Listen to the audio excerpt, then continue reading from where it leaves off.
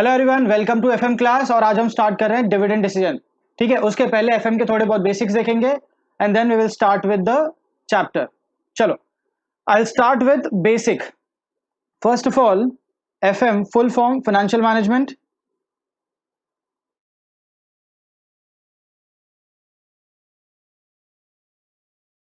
Financial management, yes. ये जो subject है this is for 60 marks in CS executive, और सीए इंटर में भी 60 मार्क्स का ही है।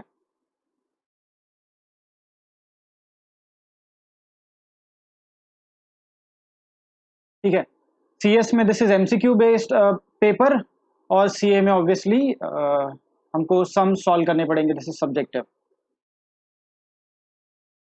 चलो, तो 60 मार्क्स काफ़ी है फेल पास होने के लिए और एग्जामेशन लाने के लिए भी। 60 में एग्जामेशन भी आ जाएगा। चलो, financial management is all about management of money, management of finance. Finance means money. तो पैसे का मैनेजमेंट कैसे करें वो हमें देखना है इस सब्जेक्ट में। इसका ऑब्जेक्टिव भी कुछ वैसा ही है कि एक फाइनेंशियल मैनेजर को पैसे का मैनेजमेंट कुछ इस तरह से करना है कि वो शेयर होल्डर्स की वेल्थ बढ़ा सके। ठीक है, ultimately share holders are the owners of the company, और उन्होंने जो पैसे लगाए हैं बिजनेस के अंदर, फाइनेंशियल मैनेजर का काम है उस पैसे को बढ़ाए। और उस पैसे को फाइनेंशियल मैनेजर बढ़ा सकता है सिर्फ एक तरीके से, और वो तरीका है शेयर की प्राइसेस बढ़ाकर। तो हर टाइम फाइनेंशियल मैनेजर को कुछ ऐसा ही डिसीजन लेना है जिससे शेयर की प्राइसेस बढ़े, फ्यूचर में शेयर की प्राइसेस बढ़े। ठीक है, चलिए, तो पहले हम देख लें कि इसका स्कोप क्या है, इसमें काम क्या करना है, फाइनेंशियल मैनेजर करेगा क्या। ठीक है, तो मनी मैनेजमेंट दो पार्ट में डिवाइडेड होगा। फर्स्ट पार्ट, मैनेजर को पहले तो बिजनेस रन करने के लिए पैसे अरेंज करने हैं, फाइनेंस अरेंज करने हैं। ठीक है, तो first part is arrangement of finance.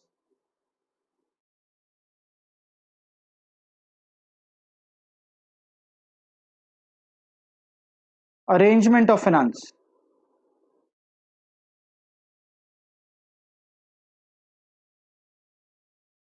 Arrangement का मतलब हम बोल सकते हैं सोर्सेस, कि पैसे आएंगे कहां से, एक फाइनेंशियल मैनेजर जो है वो पैसे लाएगा कहां से। तो this is sources of funds.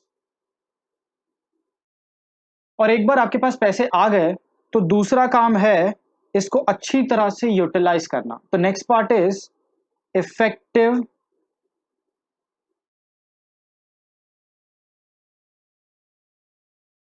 Utilisation of the funds. ठीक है, इफेक्टिव यूटिलाइजेशन क्या होगा, और कौन से सोर्सेज से फंड्स रेज करने हैं।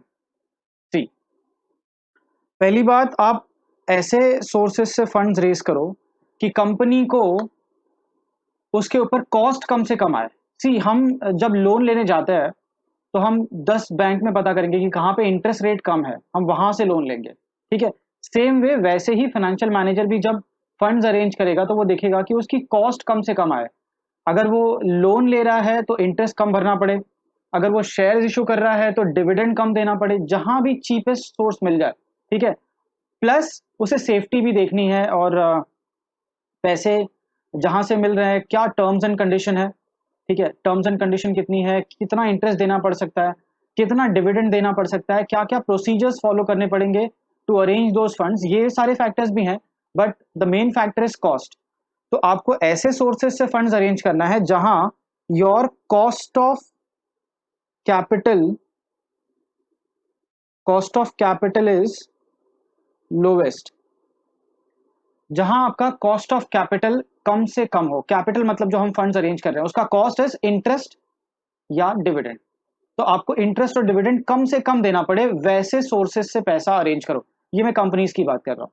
ठीक है, इफेक्टिव यूटिलाइजेशन क्या होगा, यूटिलाइजेशन मतलब उस पैसे को आप कहीं पे इन्वेस्ट करोगे। ऑब्वियसली इन्वेस्टमेंट करोगे तो आपका मोटिव ये है कि उससे आप अर्न कर सको। इन्वेस्टमेंट्स में करूंगा मशीन्स में, फैक्ट्रीज में, तो उससे मुझे प्रॉफिट आना चाहिए, ज्यादा से ज्यादा प्रॉफिट आना चाहिए। तो हम ऐसी जगह पे इन्वेस्टमेंट करेंगे जहां अपना return on investments,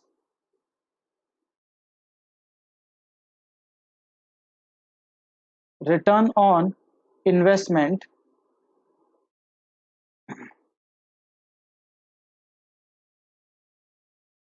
is highest, ठीक है। Return on investment short form में is called as ROI, and cost of capital is called as COC.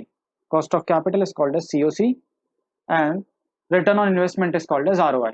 तो आप ऐसी जगह से पैसे अरेंज करो जहां आपका कॉस्ट कम से कम हो, ठीक है, मतलब सीओसी कम हो, और ऐसे जगह पे पैसा इन्वेस्ट करो जहां से आपको प्रॉफिट ज्यादा हो, मतलब रिटर्न ज्यादा आए।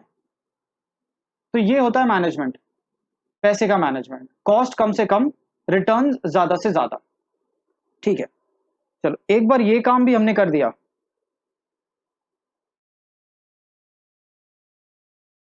मैं पहले लिख देता हूं, दिस वाज स्कोप, ठीक है। दूसरा हमने देखा था ऑब्जेक्टिव। ऑब्जेक्टिव क्या है फाइनेंशियल मैनेजमेंट का? तो objective of financial management, manager का ऑब्जेक्टिव यही है कि वो किसी भी तरह से शेयर होल्डर्स की वेल्थ बढ़ाए, उनके शेयर्स की वैल्यू बढ़ाए, ठीक है। तो this is wealth maximisation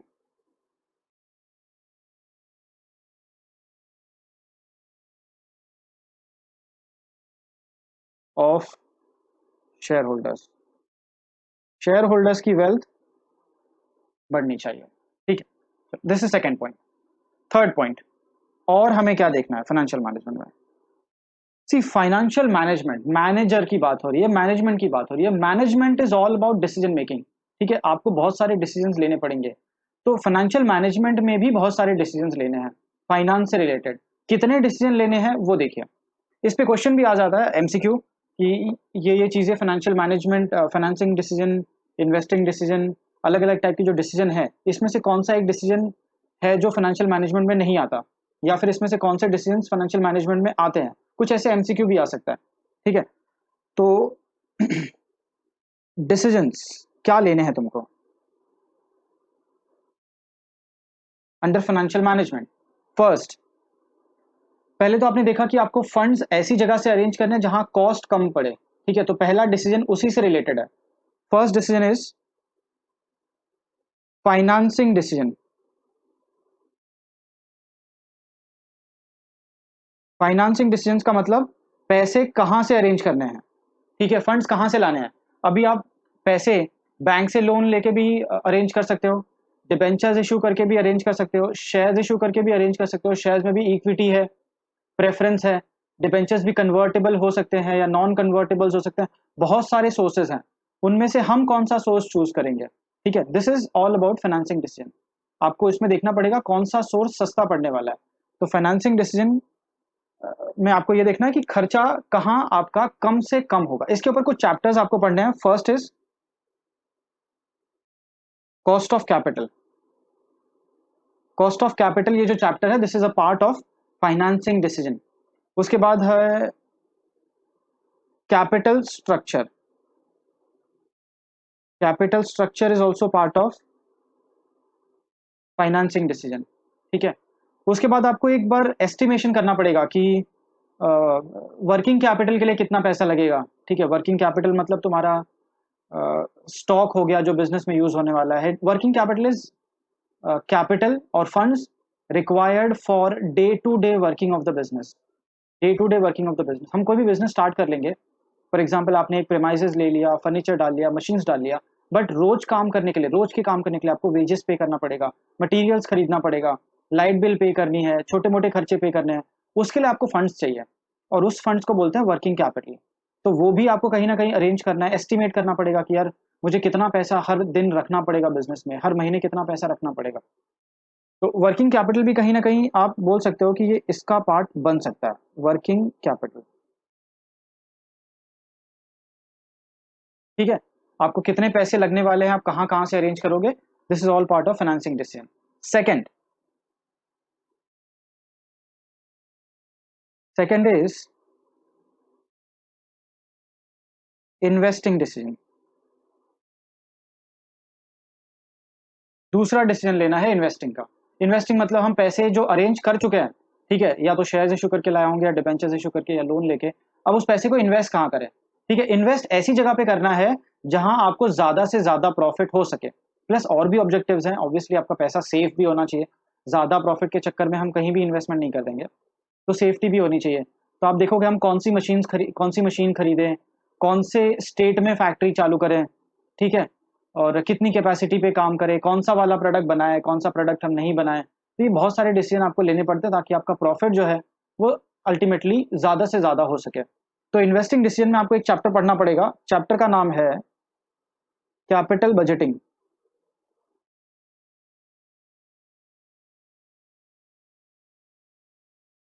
capital budgeting, इसमें आपको देखना है कि हम ऐसी जगह पे अपना कैपिटल इन्वेस्ट करेंगे जहां ज्यादा से ज्यादा प्रॉफिट आ सके, ठीक है, और हो सकता है लॉस आए तो हम वैसी जगह पे इन्वेस्टमेंट नहीं करेंगे। तो बहुत सारे टर्म्स आपको, बहुत सारे टेक्निक्स भी देखनी होगी कैपिटल बजटिंग में।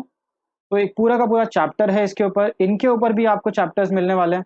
तो कहीं ना कहीं आपके जो चैप्टर्स निकल के आए हैं फाइनेंशियल मैनेजमेंट में, वो सब डिसीजन मेकिंग का ही पार्ट है। तो आपको फाइनेंसिंग डिसीजन लेना है कि पैसे अरेंज कहाँ से करें, इन्वेस्टिंग डिसीजन लेना है कि पैसे इन्वेस्ट कहाँ पे करें। उसके बाद हमारा जो आज का टॉपिक है, आपने इन्वेस्टिंग डिसीजन ले लिया, इन्वेस्टमेंट कर दिया, साल खत्म हो गया, प्रॉफिट भी अर्न कर लिया, आपको प्रॉफिट भी हो गया। अब आपको सोचना है कि कंपनी शेयर होल्डर्स को डिविडेंड दे या नहीं दे। अच्छा, अगर डिविडेंड दे भी रही है तो कितना दे, ज्यादा डिविडेंड देना है या कम डिविडेंड देना है।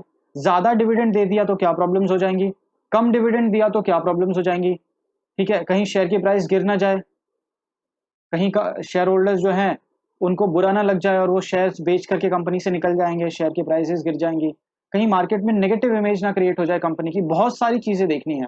तो third decision is dividend decision.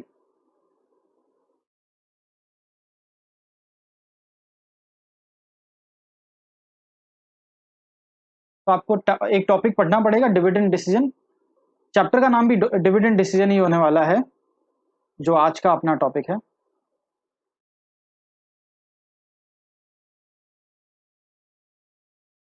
ये आज हमें पढ़ना है डिविडेंड डिसीजन, ठीक है।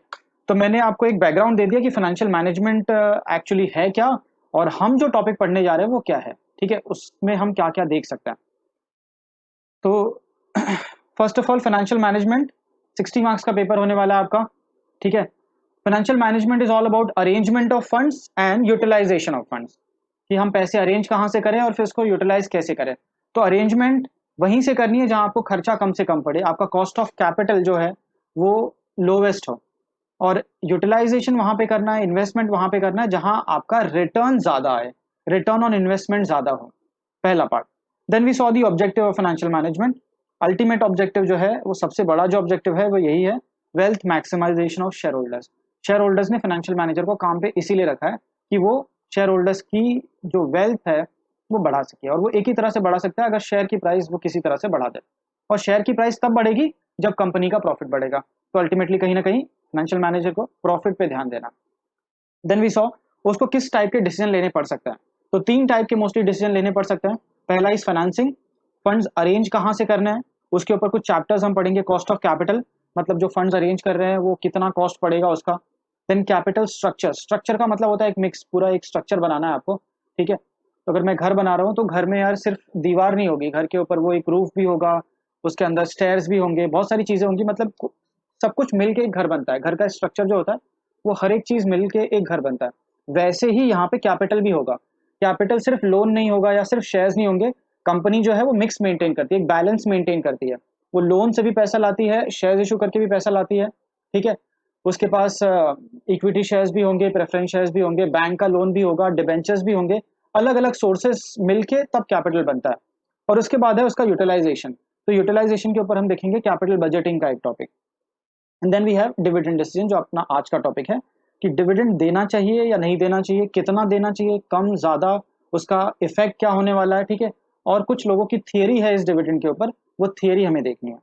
चलो तो स्टार्ट करते हैं now with dividend decision.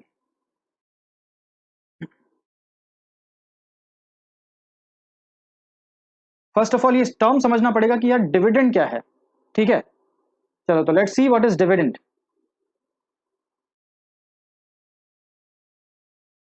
Dividend is that part of profit after tax. Company पहले प्रॉफिट अर्न करेगी, उसमें से पहले टैक्स भरना पड़ेगा। टैक्स भरने के बाद जो पैसा बचेगा वो कहीं ना कहीं कंपनी शेयर होल्डर्स को बांटती है, डिस्ट्रीब्यूट कर देती है कि यार आपने पैसा लगाया हुआ है बिजनेस में, ठीक है, आपके पैसे हमारे यहाँ फंस गए तो आपका काम कैसे चलेगा, तो ये लो थोड़े बहुत पैसे हमारी तरफ से ले लो, यूज करो।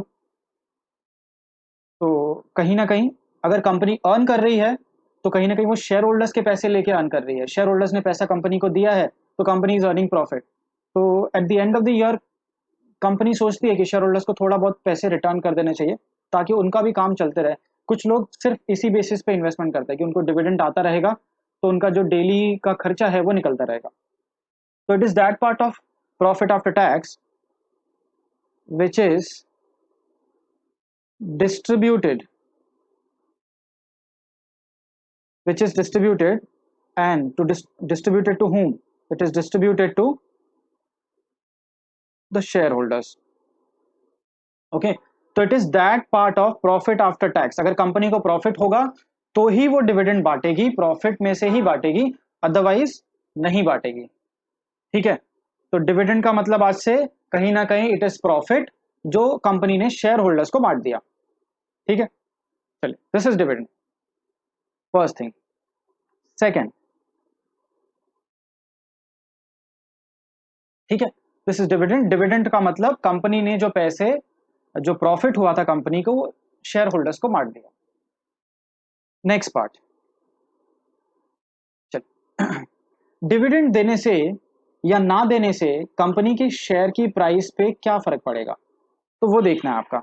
तो इफेक्ट ऑन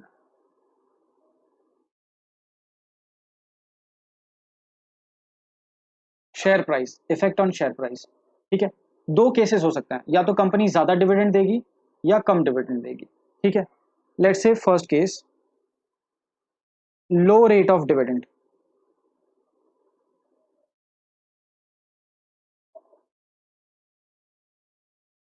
मतलब कंपनी ने डिविडेंड बहुत कम दिया है। ठीक है, अब अगर कंपनी कम डिविडेंड देगी तो उससे क्या फर्क पड़ेगा? डिविडेंड का मतलब प्रॉफिट, और जो प्रॉफिट कंपनी शेयर होल्डर्स को बांट रही है। कंपनी को प्रॉफिट हुआ है, आप लोग भी थोड़ा इसमें से रख लीजिए। ठीक है, अब अगर कंपनी कम डिविडेंड देगी तो हो सकता है शेयर होल्डर्स जो है ना वो नाराज हो जाए कि यार इतना प्रॉफिट कमाया कंपनी ने और हमें दे रही है थोड़ा सा पैसा। ठीक है, शेयर होल्डर्स प्रेफर करते हैं कैश। उनको अगर पैसा जल्दी मिल जाए तो वो शायद ज्यादा खुश होंगे, और उससे होगा क्या, एक पॉजिटिव इमेज जाएगी कंपनी की, और लोग उस कंपनी के शेयर्स खरीदना शुरू करेंगे। उस कंपनी के शेयर्स जब लोग खरीदेंगे तो कहीं ना कहीं डिमांड सप्लाई वाला कॉन्सेप्ट आता है।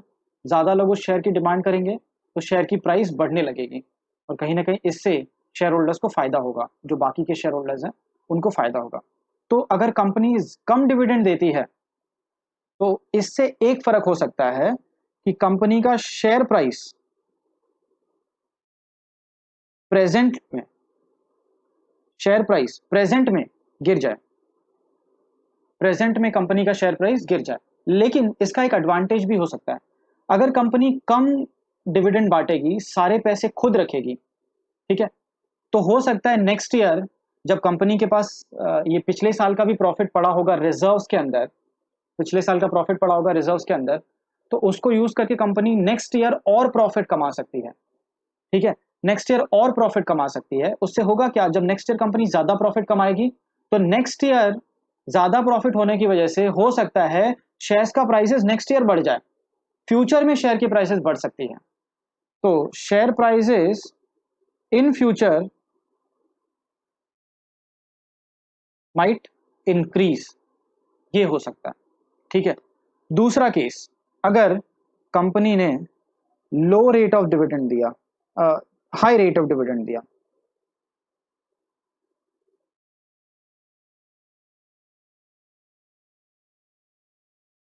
अगर company high rate of dividend देगी, शेयर होल्डर्स खुश हो जाएंगे, यार कंपनी बहुत डिविडेंड दे रही है, पैसे ही पैसे बांट रही है, तो एक पॉजिटिव इमेज क्रिएट होगी और शायद शेयर्स की प्राइसेस प्रेजेंट में बढ़ जाए, प्रेजेंट में शेयर की प्राइसेस हो सकता है बढ़ जाए। तो share prices in present might increase, but इससे फर्क एक ये हो जाएगा कि जब कंपनी सारे पैसे बांट देगी शेयर होल्डर्स को, तो अगले साल हो सकता है फंड्स की कमी पड़ जाए, अगले साल कंपनी उतना ग्रोथ नहीं कर पाएगी, पैसे कम पड़ जाएंगे, तो उस केस में फ्यूचर में प्रॉफिट कम होगा और फ्यूचर में शेयर की प्राइसेस गिर सकती हैं। तो share price in future might decrease. तो बहुत ध्यान से एक फाइनेंशियल मैनेजर को सोचना पड़ेगा, प्रेजेंट भी देखना है और फ्यूचर भी देखना है कि कहीं प्रेजेंट में शेयर की प्राइस बढ़ाने के चक्कर में फ्यूचर खराब ना हो जाए। ठीक है, तो बहुत कुछ सोच समझ के इनको डिविडेंड डिसीजन लेना पड़ेगा कि ज्यादा डिविडेंड देना है या कम देना। तो इसके लिए एक बैलेंस मेंटेन करना बहुत जरूरी है। ठीक है, तो ये बैलेंस जो है उसके लिए कुछ लोगों की थियरी भी है कि कितना डिविडेंड देना चाहिए, कितना नहीं देना चाहिए, डिविडेंड देना भी चाहिए या नहीं देना चाहिए, इसके ऊपर थियरीज है, तो थियरी भी देखेंगे। ठीक है, तो second part was effect on share price. Third,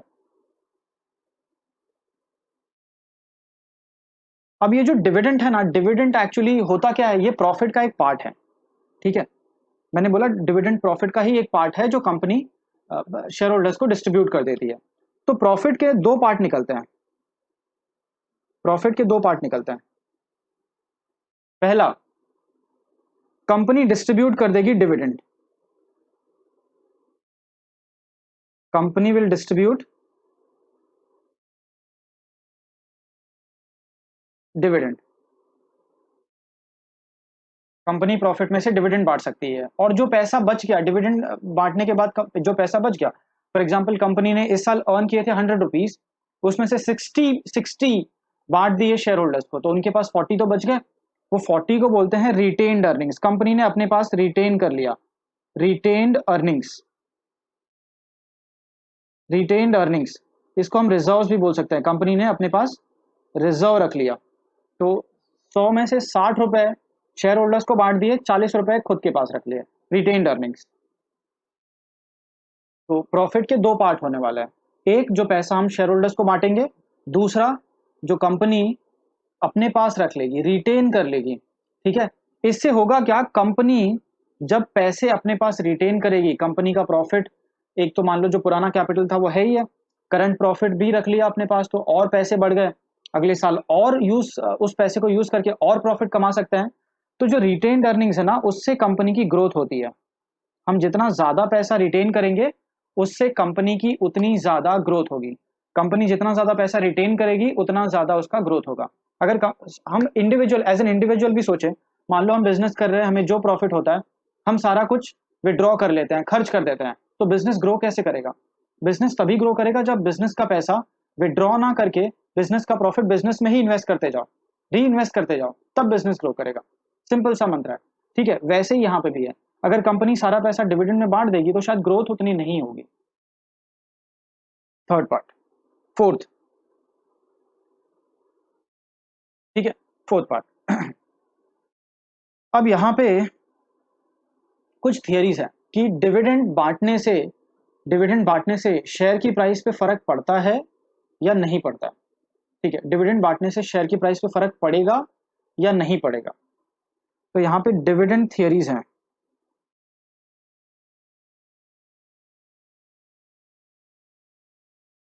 जिसमें दो टाइप की थियरीज हैं।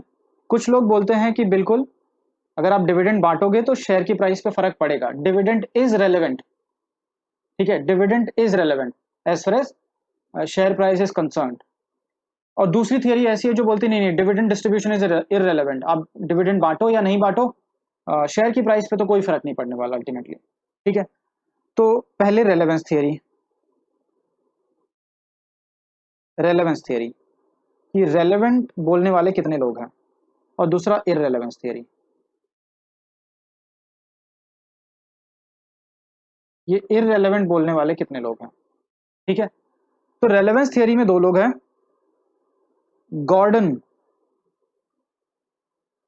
Gordon's model. ठीक है, गॉर्डन ने बोला हुआ है कि बिल्कुल डिस्ट्रीब्यूशन अगर आप करोगे डिविडेंड का तो शेयर की प्राइसेस में फर्क पड़ेगा। दूसरा is Walter, Walter model. Walter ने बोला जी हाँ बिल्कुल फर्क पड़ेगा, अगर आप डिविडेंड बांटोगे तो शेयर की प्राइस पे फर्क पड़ेगा। इसमें है एमएम अप्रोच,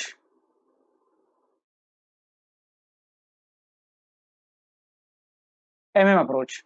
इसने बोला बिल्कुल नहीं, आप डिविडेंड बांटो या नहीं बांटो, शेयर की प्राइस पे बिल्कुल फर्क नहीं पड़ने वाला। ठीक है, ये जो MM है ना, इसका इसका नाम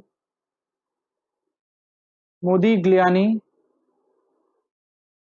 मिलर, ठीक है। तो MM की थियरी हर जगह इररिलेवेंस थियरी है। MM ने बोला आप बाईबैक, शेयर का जो हम बाईबैक करते हैं अकाउंट्स में, आप बाईबैक करो या नहीं करो, शेयर की प्राइस पे कोई फर्क नहीं पड़ेगा, ठीक है। आप डिविडेंड दो या नहीं दो, शेयर की प्राइस पे कोई फर्क नहीं पड़ेगा। आप बोनस दो या नहीं दो, बोनस शेयर्स, शेयर की प्राइस पे कोई फर्क नहीं पड़ेगा। मतलब इसने हर जगह पे इररिलेवेंस थियरी ही बनाई है, ठीक है। डिविडेंड में भी उसने इररिलेवेंस थियरी बनाई है। तो ये दो टाइप के लोग हैं, एक बोलते हैं बिल्कुल डिविडेंड रेलेवेंट है, और दूसरे बोलते हैं नहीं, बिल्कुल डिविडेंड रेलेवेंट है ही नहीं, आप डिविडेंड बांटो नहीं बांटो, शेयर का प्राइस विल रिमेन सेम, ठीक है। हमको दोनों ही थियरीज पढ़नी है अपने सिलेबस में। दिस वाज फोर्थ पार्ट, पांचवा पार्ट। हम आज जो स्टार्ट कर रहे हैं, we are starting with Gordon's model, ठीक है। हम स्टार्ट कर रहे हैं गॉर्डन्स मॉडल से। तो गॉर्डन ने क्या बोला है, बिल्कुल डिविडेंड रेलेवेंट है, तो हम भी रेलेवेंट समझ के ही सॉल्व करने वाले हैं। पहले तो गॉर्डन ने कुछ अजम्पशन दिए हैं, आपको अजम्पशन देखने पड़ेंगे, ठीक है। गॉर्डन के अजम्पशन ये है कि अपनी जो कंपनी है, कंपनी में जो भी पैसा आया हुआ है, बिकॉज ये शेयर शेयर डिविडेंड जो है वो शेयर की शेयर पे किया जाता है, तो इसका पहला रूल ये है, पहला अजम्पशन ये है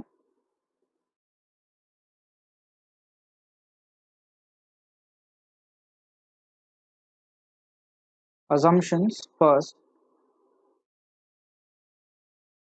कि कंपनी जो है it is financed by equity. मतलब कंपनी में सारे पैसे जो हैं वो इक्विटी शेयर से ही आए हैं। दूसरा, कंपनी का जो कॉस्ट ऑफ कैपिटल होने वाला है, कंपनी का जो कॉस्ट ऑफ कैपिटल, मतलब अगर आज मैं 10% डिविडेंड पे कर रहा हूं, तो मैं फ्यूचर में भी 10% ही डिविडेंड पे करूंगा। दूसरा रूल इनका ये है कि cost of capital will remain constant in future, future में कॉस्ट ऑफ कैपिटल कांस्टेंट रहने वाला है। थर्ड, फ्यूचर में रिटर्न ऑन इन्वेस्टमेंट, मतलब कंपनी अगर आज 15% कमा रही है तो कल भी 15% ही कमाएगी जितना भी इन्वेस्टमेंट करे, तो ROI will also remain constant.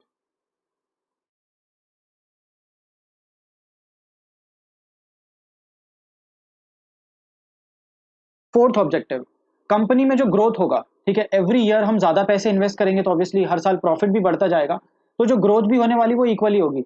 मतलब अगर मैं 10% की ग्रोथ कर रहा हूँ हर साल, तो फ्यूचर में भी 10% की ही ग्रोथ होने वाली है। तो ग्रोथ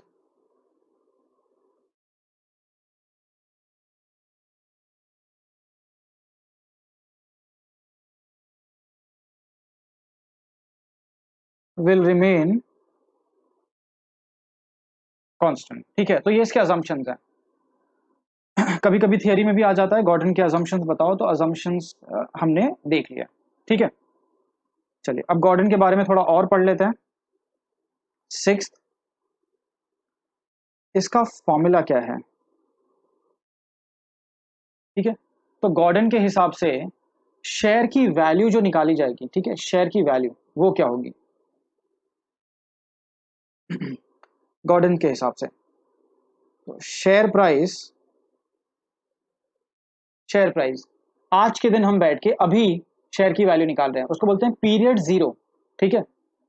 तो price at year zero, price at year zero, आज के पीरियड पे, इसको हम P0 भी बोलने वाला है, ठीक है। P0, this is equal to, ठीक है, share price is equal to D1 upon के माइनस जी, ठीक है, D1 अपॉन के माइनस जी। अभी बहुत सारे यहाँ पे नए नए टर्म्स आ गए, P0, D1, के जी, ये टर्म समझने जरूरी है, ठीक है। चलो एक बार टर्म्स देख लेते हैं। What is P0? P0 is share price at year 0, current date. D1, D1 is expected dividend at year and, एक साल खत्म होने के बाद, इसके लिए इसको बोलते हैं D1, ठीक है। के ई इज कॉस्ट ऑफ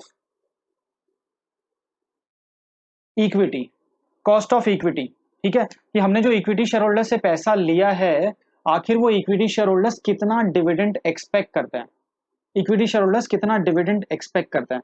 तो cost of equity is also called as expectation of share holders, ये शेयर होल्डर्स की एक्सपेक्टेशन है, ठीक है। Then we have G stands for growth, G stands for growth, ठीक है। चले, ये तो है फॉर्मूला, हम ज्यादा फॉर्मूले पे नहीं जाएंगे, हम पहले समझेंगे मीनिंग, उसके बाद आते हैं वापस फॉर्मूले पे, ठीक है। चलो मैं कॉन्सेप्ट समझाता हूं। This is valuation of dividend, okay, valuation of share, हम शेयर की वैल्यूएशन कर रहे हैं। और ये जो गॉर्डन मॉडल है ना, this Gordon model is also called as dividend discounting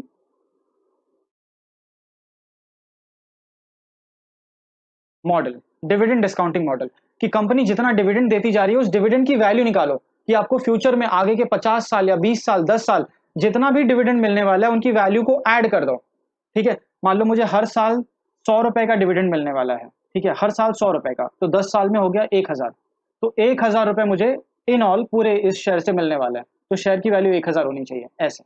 but 1000 future में मिलेंगे, तो कहीं ना कहीं हम एफएम में प्रेजेंट वैल्यू ऑफ मनी निकालते हैं, कि वो जो 1000 मुझे 10 साल में मिलेंगे उसकी आज की क्या वैल्यू है। तो आपको डिविडेंड, ये आज की वैल्यू निकालना इज कॉल्ड एज डिस्काउंटिंग, पैसे की आज की वैल्यू निकालना, फ्यूचर से आज की वैल्यू निकालना इज कॉल्ड एज डिस्काउंटिंग। तो हम बस पैसे को डिस्काउंट करेंगे, पैसे, डिस्काउंट का मतलब होता है किसी चीज की प्राइस को कम करना, वैसे ही हम पैसे की वैल्यू को कम करके जो फ्यूचर में पैसा आने वाला है उसकी वैल्यू को कम करके आज की डेट पे लाने वाला है, ठीक है। चलिए,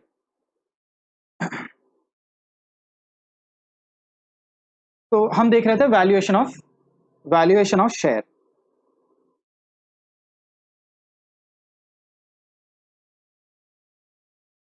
वैल्यूएशन ऑफ शेयर, किसी भी चीज की वैल्यूएशन करोगे, चाहे शेयर हो, ठीक है, चाहे वो डिबेंचर हो, चाहे वो गुडविल हो, किसी भी चीज की वैल्यू करोगे, बस आपको एक ही फंडा याद रखना है कि वैल्यू का मतलब क्या होने वाला है, ठीक है। सुनिए, वैल्यू मीन्स व्हाट, ठीक है। तो अगर मैं बोलूं कि किसी भी चीज की क्या वैल्यू होती है, ठीक है, किसी भी चीज की क्या वैल्यू होती है, तो सिंपल, वो चीज आपको कितना बेनिफिट देने वाली है वही उसकी वैल्यू है। अगर कोई चीज आपको बेनिफिट देने वाली है तो आप उसकी वैल्यू करोगे। कोई पर्सन अगर आपकी लाइफ में कुछ बेनिफिट दे रहा है आपको, ठीक है, तो आप उसकी वैल्यू करोगे। कोई पर्सन है जो जो आपको कोई बेनिफिट नहीं दे सकता, ठीक है, शायद वो आपके किसी काम का नहीं है, तो आप उसकी वैल्यू भी नहीं करते हो, ठीक है। आप अपने अपने फादर की वैल्यू करते हो बिकॉज आपको मालूम है कि वो कहीं ना कहीं आपको हेल्प कर रहे हैं, फ्यूचर में भी हेल्प करेंगे, और ये कॉन्सेप्ट भी है, यस। कहीं कहीं ना कहीं वो आपको फ्यूचर में हेल्प करेंगे, आपको पैसे देंगे, आपकी जरूरत पूरी करेंगे, तो आप उनकी वैल्यू करते हो, ठीक है। कुछ लोग ऐसे भी हैं, शायद उनके डैड उनके लिए कुछ नहीं कर, उन्होंने कुछ नहीं किया बचपन में, उनके लिए कुछ नहीं किया, तो बाद में बोलते हैं यार वो मेरे डैड ने तो कुछ नहीं किया मेरे लिए, ठीक है, तो वो उनकी वैल्यू शायद कम करते हैं। या वैसे ही आप दूसरा एग्जाम्पल ले लीजिए, ठीक है, दूसरा एग्जाम्पल कैसे, मान लो घर में दो भाई है, ठीक है, एक भाई जो है वो बेचारा अच्छा खासा अर्न कर रहा है, और दूसरा भाई कोई काम नहीं कर रहा, ठीक है, एज हो गई है, कोई काम नहीं कर रहा, कोई रिस्पॉन्सिबिलिटी नहीं उठा रहा, घर वालों को भी उससे कोई बेनिफिट आता हुआ नहीं दिख रहा है, वो समझ रहे यार ये करेगा क्या, शायद ये कुछ नहीं करेगा, तो घर वाले वैल्यू उसी भाई की ज्यादा करेंगे जो अर्न करता हो, जो उनको बेनिफिट दे रहा है। जो बेनिफिट नहीं दे रहा उसकी वैल्यू नहीं करता है, ठीक है। तो लाइफ का एक सिंपल फंडा है, कहीं भी आप ये वैल्यूएशन का कॉन्सेप्ट लगा दो, जो आपको बेनिफिट देता है आप उसकी वैल्यू करोगे, कोई पर्सन आपको बेनिफिट नहीं दे रहा, आपके किसी काम का नहीं है, आप उसकी वैल्यू नहीं करोगे। सेम थिंग यहाँ पे वो भी है, शेयर्स, शेयर से ऑब्वियसली आपको बेनिफिट मिलेगा, तो उसकी कुछ ना कुछ वैल्यू है। अगर शेयर से आपको बेनिफिट मिल रहा है तो उस शेयर की कोई ना कोई वैल्यू है। अब ये शेयर आपको क्या बेनिफिट देगा वो ध्यान से सुनिए, ये शेयर आपको क्या बेनिफिट देगा। शेयर्स आपको दो बेनिफिट देता है। एक तो शेयर से आपको मिलता है, पहला, डिविडेंड, हर साल ये आपको डिविडेंड देगा कमा के, तो ये एक बेनिफिट हो गया। दूसरा, इस शेयर की प्राइस में इंक्रीज होगा, इंक्रीज इन शेयर प्राइस, जिससे कल को आप फ्यूचर में इस शेयर को ज्यादा प्राइस पे सेल कर सकते हो। तो ये शेयर प्राइस में जो इंक्रीज हो रहा है ना, this is called as growth. इसको आप ग्रोथ बोल सकते हो, ये हमारे शेयर में ग्रोथ हो रही है। तो ग्रोथ को हम जी से डिनोट करते हैं और डिविडेंड को हम डी से डिनोट करते हैं। बस अब ये याद रखो कि जब आप शेयर खरीदोगे, ठीक है, बेनिफिट भी कब आएगा, शेयर आप आज खरीदोगे तो आपको डिविडेंड आज नहीं मिलने वाला, डिविडेंड आपको मिलेगा 1 साल के बाद, जब साल खत्म हो जाएगा, कंपनी प्रॉफिट अर्न करेगी, कैलकुलेशन करेगी, हाँ इतना प्रॉफिट हुआ है, उसमें से फिर आपको डिविडेंड देगी। तो डिविडेंड आपको साल के एंड में मिलता है, डिविडेंड आपको मिलेगा साल के एंड में। इसके लिए डी वन कि डिविडेंड हमको कितना मिलने वाला है, at the end of the year मिलेगा आपको डिविडेंड, एंड फ्यूचर में शेयर की प्राइस में ग्रोथ होगी। तो आपको दो बेनिफिट मिलने वाला है, डिविडेंड मिलेगा और शेयर की प्राइस में ग्रोथ होगी। हाँ, डिविडेंड इस साल भी मिलेगा, डिविडेंड उसके बाद वाले साल भी मिलेगा, उसके तीसरे साल भी मिलेगा। फ्यूचर में हम ऐसा अज्यूम कर रहे हैं गॉर्डन मॉडल में कि आपको डिविडेंड मिलता ही रहेगा। आपने शेयर डिविडेंड के लिए लिया है, ना कि बेचने के लिए, आप डिविडेंड अर्न करते जाओगे, ठीक है। तो आपको दो चीजें मिलने वाली है, एक डिविडेंड और दूसरा शेयर की प्राइस में ग्रोथ होगा, ठीक है, शेयर की प्राइस बढ़ेगी, आपको अच्छा खासा प्रॉफिट होगा। चलो, अब होने क्या वाला है कि ये जो डिविडेंड है ना, ये डिविडेंड आपको फ्यूचर में मिलने वाला है,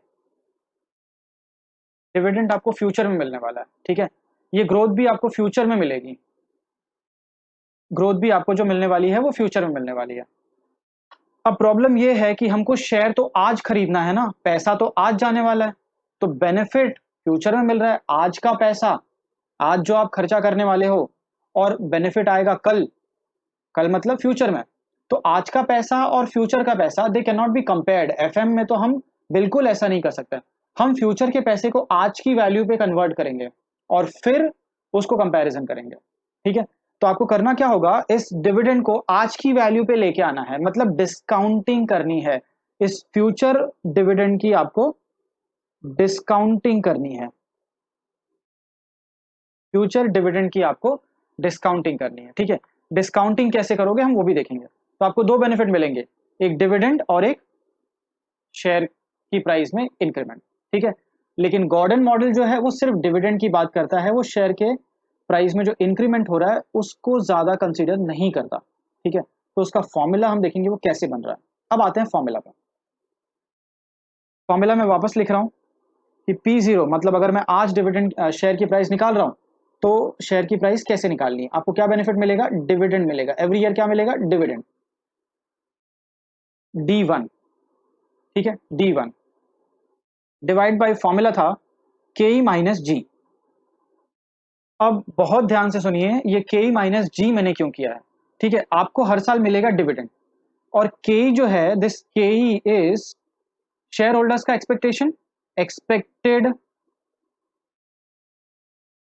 rate of return from share holders point of view, ठीक है। अज्यूम करो this expected rate of dividend is 12%, मतलब शेयर होल्डर्स क्या एक्सपेक्ट करते हैं कि उनको शेयर से हर साल कितना रिटर्न मिलना चाहिए, 12%, ठीक है। डिविडेंड और ग्रोथ मिला के, डिविडेंड और ग्रोथ मिला के 12% मिलना चाहिए, ठीक है ना। अज्यूम करो कि कंपनी जो है हर साल कंपनी के शेयर का प्राइस 5% ग्रो कर रहा है, हर साल कंपनी के शेयर का प्राइस 5% ग्रो कर रहा है, तो दिस ग्रोथ इज 5%। अब मुझे जरा बोलो, आपको एज अ शेयर होल्डर कितना रिटर्न चाहिए, 12%, उसमें से उसमें से आपको ग्रोथ कितनी मिल रही है, 5%। हर साल शेयर की प्राइस में कितना ग्रोथ हो रहा है, 5%। हर साल शेयर की प्राइस 5% से बढ़ रही है, और आपको टोटल टोटल जो रिटर्न चाहिए वो कितना परसेंट चाहिए, 12%।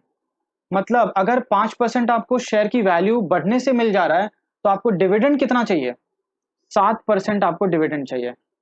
आप बोलोगे अगर कंपनी 7% डिविडेंड दे दे तो बाकी 5% तो शेयर की वैल्यू भी बढ़ रही है, तो हर साल 7% डिविडेंड मिलता जाएगा, 5-5% शेयर की वैल्यू बढ़ती जाएगी, दोनों मिला के 12% का रिटर्न मिल गया। यही फंडा है, आपको डिविडेंड मिलेगा, ग्रोथ होगी, आपको चाहिए डिविडेंड, यहाँ पे ग्रोथ को साइड में रखो, ग्रोथ 5% मिल रहा है तो ग्रोथ को साइड में रख देते हैं, डिविडेंड से कितना चाहिए, 7%, सिंपल अज्यूम। इसका मतलब अब ये सोचिए, ये सोचो, एक अज्यूम, ठीक है, चलो ये भी अज्यूम कर लेते हैं कि कंपनी डिविडेंड देने वाली है आपको 7 रुपए का, नहीं, 70 रुपीज का डिविडेंड कंपनी देने वाली है। कंपनी ने डिक्लेयर किया है कि next year company will pay 70 rupees का डिविडेंड। आपको लग रहा है कंपनी 70 रुपए का डिविडेंड दे पाएगी? तो अगर कोई कंपनी 70 रुपीज का डिविडेंड देती है और हमारी एक्सपेक्टेशन है 12% की, ठीक है, 5% हमको ग्रोथ से मिल रहा है, 7% हमको डिविडेंड से चाहिए, तो ये शेयर कितने में खरीदना चाहिए? इस शेयर की क्या वैल्यू होनी चाहिए? ठीक है, ये शेयर का करेक्ट रीजनेबल दाम क्या होना चाहिए? ठीक है, तो मैं ऐसा अज्यूम करूंगा कि अगर मैं 100 रुपए बिजनेस में 100 रुपए का शेयर खरीद रहा हूं, ठीक है, अगर मैं 100 रुपए का इन्वेस्टमेंट कर रहा हूं तो मुझे डिविडेंड कितना चाहिए? 7%। 7% मतलब 7 रुपया। अगर मैं 100 रुपए का इन्वेस्टमेंट कर रहा हूं तो मुझे 7 रुपए चाहिए। तो अगर कंपनी 70 रुपीज का डिविडेंड पे कर रही है, if company is paying 70 rupees का डिविडेंड, तो ये शेयर कितने का होना चाहिए? ये शेयर कितने का होना चाहिए? क्रॉस मल्टीप्लाई करो कि अगर 100 रुपए का शेयर 7 रुपए का डिविडेंड देता है, या ऐसा अज्यूम करो कि अगर कोई कंपनी 7 रुपए का डिविडेंड देती है तो मैं उसका शेयर 100 रुपए में खरीदूंगा। तो अगर कोई कंपनी 70 रुपए का डिविडेंड देती है तो मैं उसका शेयर कितने में खरीदूं? तो मैं उसका शेयर खरीदूंगा 100 into 70 divide by 7, cross multiply, this comes to 1000 rupees. मतलब इस शेयर की प्राइस 1000 रुपए है। P0 is 1000। ठीक है, अब आप देखिए आपने किया क्या। ठीक है, आपने कुछ ऐसा किया, आपने ऊपर लिखा 100, ठीक है, ऊपर लिखा आपने 100, इसके बाद इंटू 70/7, दिस इज 70/7, ठीक है, 100 इंटू 70/7, बहुत ध्यान से देखिए अभी, ठीक है। चलो, तो पहले मैं लिखता हूं 70/7 और ये 100 को यहां रखता हूं, बाजू में कर दिया, ठीक है। Know what is this 70? 70 is D1, जो डिविडेंड कंपनी आपको देने वाली है। What is 7? This 7 is KE minus KE minus G, ठीक है। 12 माइनस 5, 12 माइनस 5, आपको चाहिए 7%, ठीक है। और आपने 100 से मल्टीप्लाई क्यों किया? बिकॉज ये जो 7 है दिस इज 7%, ठीक है, दिस इज 7%, दिस इज 7%, ठीक है। तो दिस वाज 7%, इसके लिए आपने लास्ट में 100 से इसको मल्टीप्लाई किया, ठीक है। चलिए, तो अगर अब मैं इसका फॉर्मूला बनाऊं तो the formula will become D1 upon KE minus G, ठीक है। ये जो 70 है, दिस 70 इज 7%, दिस 70 इज 7%। तो इफ 70 इज 7%, 70 इज 7%, तो 100% मतलब इन्वेस्टमेंट, 7% इज डिविडेंड ना, और 100 इज इन्वेस्टमेंट, तो मुझे 100% मतलब इन्वेस्टमेंट कितना करना चाहिए? तो investment will come as 1000 rupees, ठीक है। तो आपको अगर इन्वेस्टमेंट करना है 70 रुपए के डिविडेंड के लिए तो आप 1000 रुपए तक का इन्वेस्टमेंट कर सकते हो, उससे ज्यादा इन्वेस्टमेंट नहीं करोगे, ठीक है। तो ये है फॉर्मूला। तो formula of share value as per the Gordon models is D1 upon KE minus G, ठीक है। अगर कंपनी में ग्रोथ है तो व्हाट इफ अगर कंपनी के शेयर्स ग्रो नहीं कर रहे हैं, या कंपनी में डिविडेंड एवरी ईयर सेम है, कंपनी का profit almost every year same है, डिविडेंड एवरी ईयर सेम है, ठीक है, उस केस में there will be no growth. तो formula will be D1 upon KE, या फिर आप इसको सिर्फ D लिखो, बिकॉज एवरी ईयर, चाहे वो D0 हो, D1 हो, D2 हो, every year dividend is going to remain same. तो आप P0 का वैल्यू लिख सकते हो D upon KE। This is a case of no growth, और ये कांस्टेंट ग्रोथ का केस था, ठीक है। एक तीसरा केस भी आ सकता है जहां पे ग्रोथ जो है वो फ्लक्चुएटिंग है, मतलब शुरू के 3-4 साल ग्रोथ अलग है, उसके बाद अलग ग्रोथ है, ठीक है। तो उस टाइप का क्वेश्चन भी आ सकता है, वो हम अभी डिस्कस नहीं कर रहे, वो थोड़ा टाइम बाद जब बेसिक सम्स कर लेंगे उसके बाद डिस्कस करेंगे, ठीक है। तो as per the Gordon's model value of share is d1 upon के minus g if there is growth, और अगर ग्रोथ नहीं है तो it is simple d upon k. हमने गॉर्डन के अजम्पशंस भी देखे, Gordon is based on relevance theory of dividend distribution, ठीक है। फिर हमने देखा कि फाइनेंशियल मैनेजमेंट का बेसिक्स क्या होता है, कितने टाइप के डिसीजन लेने हैं, दिस वाज डिविडेंड डिसीजन, ठीक है। अब एक काम करते हैं, हम एक छोटा सा कोई एक सम कर लेते हैं एग्जाम्पल। उसके पहले मुझे आपको कुछ चीजें एक्सप्लेन करनी है। First I will have to explain you D1 कि ये D1 क्या है, ठीक है। तो D1 मैंने आपको एक्सप्लेन किया कि this D1 is expected dividend at year end. अब D1 निकालते कैसे हैं, ठीक है। तो आपको D1 देखना पड़ेगा। अब ये तो फ्यूचर का डिविडेंड है ना, ईयर एंड में डिविडेंड, ईयर एंड में कंपनी कितना डिविडेंड देगी, तो आपको एस्टिमेट करना पड़ेगा। एस्टिमेट कैसे करोगे, तो D1 is nothing but D0 plus g, ठीक है। D0 प्लस जी, मान लो कंपनी ने इस साल 10 रुपए का डिविडेंड दिया था और हर साल कंपनी का डिविडेंड 10% बढ़ रहा है, तो इसका मतलब 10 रुपए का इस साल का डिविडेंड प्लस अगले साल 10% और मिलेगा, तो 10 rupees plus 10% increase will give you 11 rupees, तो अगले साल 11 रुपए का डिविडेंड मिलेगा। तो D1 आपको निकालना है ऐसे, D0 प्लस जी, ठीक है। चलो एक सम कर लेते हैं। मैंने क्वेश्चन रखा हुआ है यहाँ पे, ठीक है। Let's read the question. A firm had been paid मतलब ये पास्ट की बात हो रही है। पास्ट मतलब अभी अभी D0 हो गया, ये डिविडेंड दे चुकी है कंपनी। तो कंपनी ने 2 रुपए का डिविडेंड लास्ट ईयर पे किया था। The growth of dividend from the company is estimated to be 5%। Every year company का dividend is going to increase by 5%। हर साल प्रॉफिट 5% से बढ़ेगा, डिविडेंड भी 5% से बढ़ जाएगा।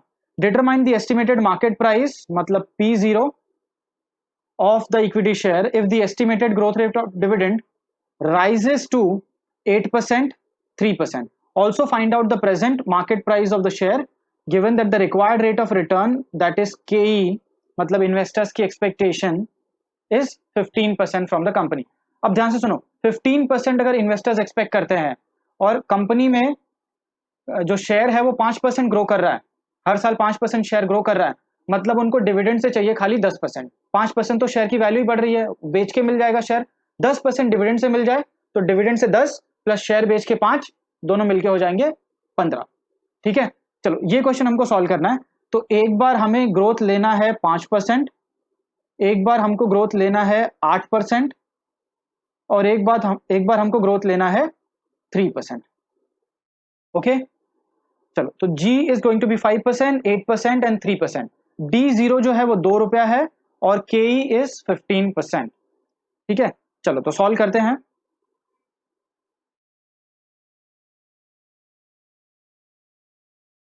लेट्स सॉल्व, ठीक है। एग्जाम्पल D0 वॉज 2 रुपीज, ठीक है। D0 was 2 rupees, KE was 15%, ठीक है। चलो case one if growth is 5%, ठीक है। अगर कंपनी का शेयर एवरी ईयर 5% से बढ़ रहा है, हर साल कंपनी 5% ज्यादा डिविडेंड देगी, तो अगर इस साल 2 रुपए का डिविडेंड दिया है तो अगले साल कितने का डिविडेंड देगी। तो इन दिस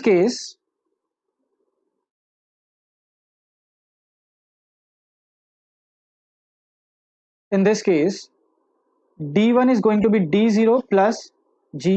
पिछले साल 2 रुपया दिया था, आज 5% अगले साल और मिलेगा, तो 2 रुपया plus 5%, 2 plus 5%, 2 plus 5%, it's going to be 2.1 रुपी।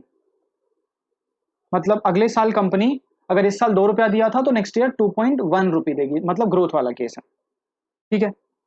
के is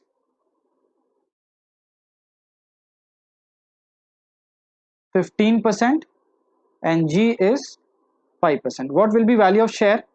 Value of share is D1 upon KE minus G. तो D1 is 2.1, KE is 15। उसमें से अगर आपको 15% चाहिए तो 5% तो डिविडेंड, 5% तो शेयर की वैल्यू बढ़ने से ही मिल रहा है, तो आपको 5% माइनस करके शेयर के डिविडेंड से कितना चाहिए, 10% ही चाहिए, ठीक है। और लास्ट में आपको मल्टीप्लाई करना पड़ेगा 100 because this 15 and 5 are all in percentage, ठीक है। तो 2.1 divide by 10 into 100, 2.1 divide by 10 into 100, 2.1 divide by 10 into 100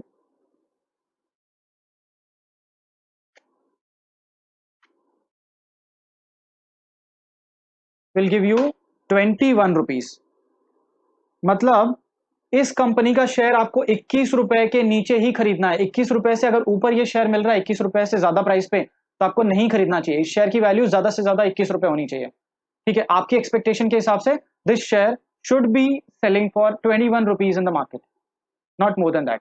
अगर उससे ऊपर मिल रहा है तो आप मत खरीदो, ठीक है। उसके नीचे मिल रहा है तो खरीद लो, simple. Case 2, case 2 when the growth is 8%, when the growth is 8%, ठीक है। उस केस में D1 क्या होगा, D0 प्लस G। तो अगर पिछले साल कंपनी ने 2 रुपया दिया था 8% और, तो this will become 2.16 rupee, 2.16, 2 plus 8%, let's cross check it, yes 2.16, ठीक है। Growth rate is 8%, KE is 15%, ठीक है। तो KE माइनस G क्या होगा, अगर आपको 15% रिटर्न चाहिए, ठीक है, 15% रिटर्न चाहिए, उसमें से 8% तो शेयर की प्राइस बढ़ने की वजह से ही मिल जा रहा है, ठीक है। तो आपको डिविडेंड से चाहिए सिर्फ 7%। तो अगर ये कंपनी आपको 7% डिविडेंड दे दे, ठीक है, 7% डिविडेंड दे दे और डिविडेंड 2.16 है, तो उस हिसाब से इस कंपनी का शेयर कितने में बिकना चाहिए, निकाल लेते हैं value. P0 is 2.16 divide by this KE minus G, this is 7 into 100, 2.16 divide by 7 into 100,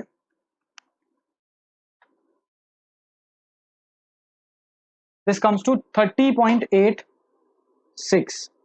मतलब इस कंपनी का शेयर 30.86 रुपीज का मिलना चाहिए अगर ये 2.16 रुपीज का डिविडेंड दे रही है तो देखिए, अगर आपने ज्यादा डिविडेंड दिया, जब कंपनी 2.1 रुपी का डिविडेंड दे रही थी तो कंपनी का शेयर 21 रुपए का था, और अगर कंपनी थोड़ा सा और डिविडेंड देना शुरू कर दे तो कंपनी का शेयर जो है वो 30.86 रुपीज का हो जाएगा। ऑब्वियसली ग्रोथ भी बढ़नी चाहिए, तो अगर ज्यादा ग्रोथ होगा तो कंपनी का शेयर भी थोड़ा महंगा हो जाएगा। Third case, case 3, if the growth rate is 3%, if the growth rate falls to 3%, अगर ग्रोथ रेट 3% पे आ जाए तो क्या होगा। तो अगर ग्रोथ रेट 3% हो जाए तो अगले साल डिविडेंड कितना देगी आपको कंपनी, D0 प्लस G। इस साल दिया था 2 रुपया, अगले साल 3% ही और ज्यादा दे पाएगी आपको। 2 plus 3% is going to be 2.06 rupees, ठीक है। चलो एक बार क्रॉस वेरीफाई कर लेते हैं। 2 प्लस 3% इट्स 2.06 रुपीज, ठीक है। ग्रोथ 3% है और KE इज, इन्वेस्टर्स एक्सपेक्ट करते हैं 15%। इन्वेस्टर्स को चाहिए 15% रिटर्न। रिटर्न दो फॉर्म में मिलता है, एक डिविडेंड, दूसरा शेयर की प्राइस में इंक्रीज। शेयर की प्राइस में 3% का ही इंक्रीमेंट होने वाला है, तो कहीं ना कहीं डिविडेंड से शेयर होल्डर्स को चाहिए 15 minus 3, 12%। KE minus G is 12%। Share की वैल्यू निकाल लेते हैं। P0 is equal to D1 2.06 upon KE minus G 12 into 100, क्योंकि ये परसेंटेज है तो मुझे इंटू 100 करना पड़ रहा है। 2.06 divide by 12 into 100 comes to 17.166, मतलब 17.17 रुपीज। तो अगर इस कंपनी का ग्रोथ 3% है और ये आपको 2.06 का डिविडेंड दे रही है, ठीक है, तो आपको इस कंपनी का शेयर 17.17 रुपीज में ही खरीदना चाहिए।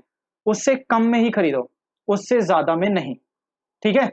तो ये था गॉर्डन मॉडल। हमने आज देखा गॉर्डन मॉडल। गॉर्डन मॉडल के हिसाब से 3 अलग अलग एग्जांपल्स भी सॉल्व किए जब ग्रोथ रेट फ्लक्चुएट हो रही थी। एक बार 3%, एक बार 8% और एक बार 5%, ठीक है। आपने देखा कैसे ग्रोथ चेंज हो रही है, डिविडेंड चेंज हो रहा है, तो शेयर की प्राइस भी चेंज हो रही है। यही गॉर्डन बताना चाहता है कि अगर डिविडेंड चेंज होगा तो शेयर की प्राइस भी चेंज हो जाएगी। ठीक है, चलो तो आज एक बार फटाफट समअप कर लेते हैं कि हमने क्या क्या पढ़ा।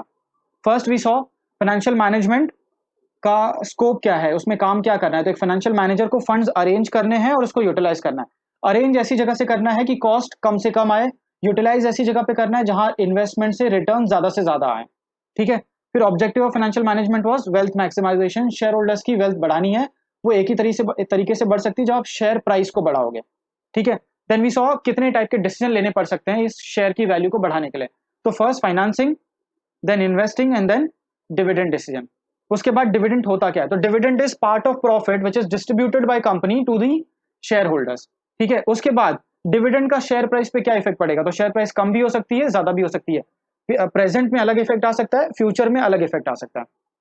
देन प्रॉफिट आफ्टर टैक्स जो है कंपनी बांटती है, तो उसके दो पार्ट होते हैं, एक तो डिविडेंड हो जाता है जो कंपनी ने बांट दिया, और दूसरा retained earnings that is growth, retained earnings that is reserve. और अगर कंपनी ज्यादा रिजर्व रखेगी तो फ्यूचर में कंपनी का शेयर का प्राइस ज्यादा बढ़ सकता है, कंपनी के प्रॉफिट में ग्रोथ हो सकती है। Then we saw dividend theories, अलग अलग लोगों ने जो डिविडेंड थियरीज देके रखी है। कुछ लोगों ने बोला है डिविडेंड पे करोगे तो शेयर की प्राइस पे इफेक्ट आएगा, मतलब डिविडेंड रेलेवेंट है। कुछ लोगों ने बोला है बिल्कुल भी कोई फर्क नहीं पड़ेगा आप शेयर की प्राइस पे अगर आप डिविडेंड पे करो या ना पे करो। तो इररेलेवेंस थियरी में एमएम अप्रोच और रेलेवेंस थियरी में गॉर्डन एंड वॉल्टर्स अप्रोच। ठीक है, फिर हमने देखे गॉर्डन के अजम्पशंस, गॉर्डन का फॉर्मूला भी देखा कि शेयर की प्राइस जो है वो डिविडेंड को लेके निकालनी है। ठीक है, तो जब आप डिविडेंड की बात कर रहे हो तो ग्रोथ को साइड में रखो। डिविडेंड शेयर से दो बेनिफिट आने वाले हैं, एक तो डिविडेंड मिलेगा, दूसरा शेयर की वैल्यू बढ़ेगी। बहुत सारे लोग इसलिए भी शेयर खरीदते हैं ताकि शेयर की वैल्यू बढ़े और वो बेच के प्रॉफिट अर्न कर सके, बट हम यहाँ पे डिविडेंड की बात कर रहे हैं। तो आपको जो ग्रोथ वाला पार्ट है वो निकाल दो, सिर्फ डिविडेंड देखो। तो ये निकालने के बाद है ना आपको डिविडेंड का रेट बच जाता है कि आपको कितना डिविडेंड चाहिए। आप कंपैरिजन कर लो कि कंपनी इतना डिविडेंड पे कर रही है, इस परसेंटेज के हिसाब से क्या प्राइस आएगा। हमने देखा क्रॉस मल्टीप्लाई करके। ठीक है, क्रॉस मल्टीप्लाई करके हमने देखा कि शेयर की वैल्यू पे क्या फर्क पड़ सकता है। ओके, फिर हमने एक फॉर्मूला भी इस फॉर्मूले को थोड़ा सा लॉजिकली समझा भी कि फ्यूचर में आपको शेयर से दो बेनिफिट आएंगे, एक डिविडेंड मिलेगा और एक शेयर की वैल्यू में ग्रोथ होगा। हम सिर्फ डिविडेंड की बात कर रहे हैं, इसके लिए टोटल रिटर्न में से हम ग्रोथ निकाल देते हैं, सिर्फ डिविडेंड को लेके कैलकुलेशन करते हैं। ठीक है, ये जो क्रॉस मल्टीप्लिकेशन है यही आपका आगे जाके फॉर्मूला बन जाता है। फॉर्मूला इज, अगर ग्रोथ है तो P0 is equal to D1 upon K minus G, और अगर ग्रोथ नहीं है तो P0 is equal to D1 बोलो या D0 बोलो या D बोलो, एक ही बात है, because there is no growth, dividend is going to remain same in future also, तो D अपॉन K। ठीक है, ग्रोथ है नहीं तो D अपॉन K। फिर हमने सम सॉल्व किया और देखा कि कैसे जब डिविडेंड कम ज्यादा हो रहा है, ग्रोथ कम ज्यादा हो रही है, तो शेयर की प्राइस पे भी उसका इफेक्ट आ रहा है। ठीक है, तो आज के लेक्चर में इतना ही। नेक्स्ट लेक्चर में हम वॉल्टर और एमएम अप्रोच स्टडी करेंगे। तब तक के लिए आप लोग गॉर्डन से रिलेटेड आपके मॉड्यूल्स वगैरह में जो क्वेश्चंस होंगे या कॉन्सेप्ट होंगे वो एक बार जरूर देख लीजिएगा। ठीक है, चलिए मिलते हैं नेक्स्ट लेक्चर में, तब तक के लिए बाय बाय।